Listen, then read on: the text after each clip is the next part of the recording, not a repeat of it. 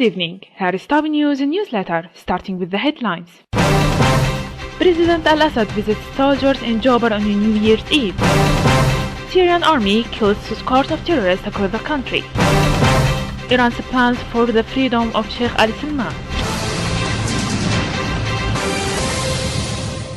With the beginning of the new year, President Bashar al-Assad visited army and popular defense forces at the fire line of Jobar, Damascus countryside.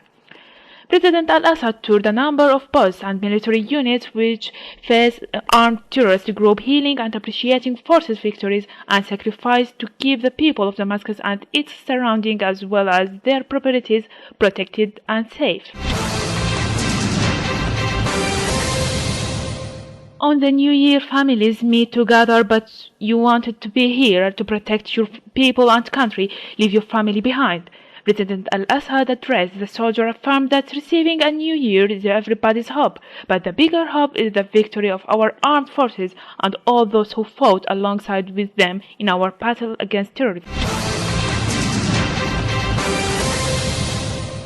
Greeting families, soldiers, and of the Syrian army and popular defense forces, the president wished quick recovery for injured one, affirming the sacrifice of martyrs, injured soldiers, and the determination of their families were the most important paths for Syria's steadfastness.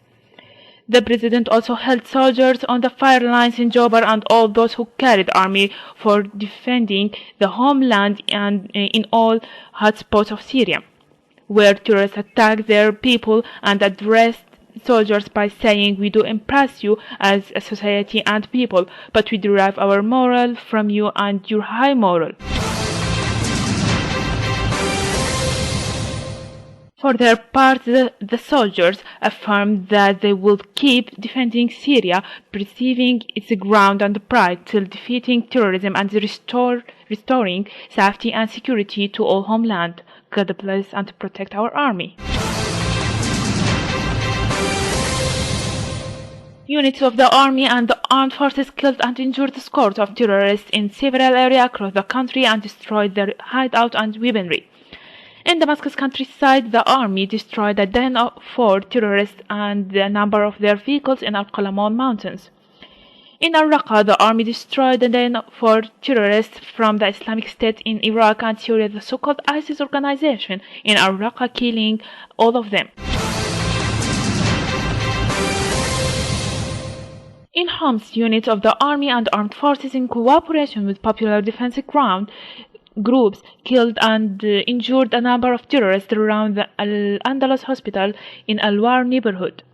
The units of the army and the armed forces killed scores of terrorists in Taldaw village in Al-Hula and foiled terrorists' attempt to infiltrate from the direction of Rajm al-Qasr village. In Hama, the army smashed dens of terrorists and destroyed their vehicles in the town of Al-Khirbat, Lat Amna and Kifr Zita. But in Latakia, the army destroyed dens of terrorists and warehouses of weapons in the village of Khan al-Joz, Shihan Valley, and other area there. In Idlib, the army killed a number of terrorists and injured many of them in Bishlamun, Ma'arat al-Nu'man, and Al-Shwayha. In Daraa, units of the army and its armed forces killed a number of terrorists in Daraa al-Balad and Al-Sura and Al-Ihraq villages. Meanwhile, the army killed a number of terrorists and destroyed their vehicles in Kifr al-Alma and Al-Jasim in Daraa countryside. Iranian Foreign Minister Mohammad Zarif called for the immediate freedom of prominent Bahraini opposition leader Sheikh Ali Salman, held by the ruling regime. Coercive attitude toward the respected leader who haven't deviated from peaceful approach to pursue public demands despite the tough political and security conditions in recent years will complicate the situation and increase the threats, as Zarif said. Sheikh Salman's lawyer has asserted that his clients in charge with provoking hatred for the ruling regime and attending illegal demonstrations. Following the massive anti-regime protests held on Friday, Bahrain's Interior Ministry had ordered Salman to appear before police investigators on Sunday without providing an explanation as to why the summons was issued. Bahrain opposition leader Sheikh Ali Salman, who was remanded in custody on December 2023 on charges including seeking regime change, promoting his group to decry tyrannical rule in the region. Globally, in Spain, 800 migrants storm an African border fence. Spain has said 800 of African migrants have tried to storm the border fences separating the country's North African enclave from Morocco. It was the second such attempt in 2 days, as AP reported.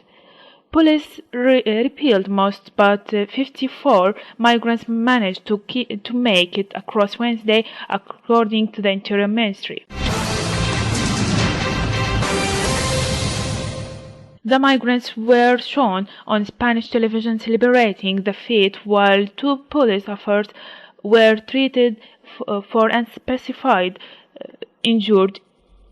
Each year, thousands of African migrants living illegally in Morocco trying to enter the Spanish enclave of Melilla and Ceuta.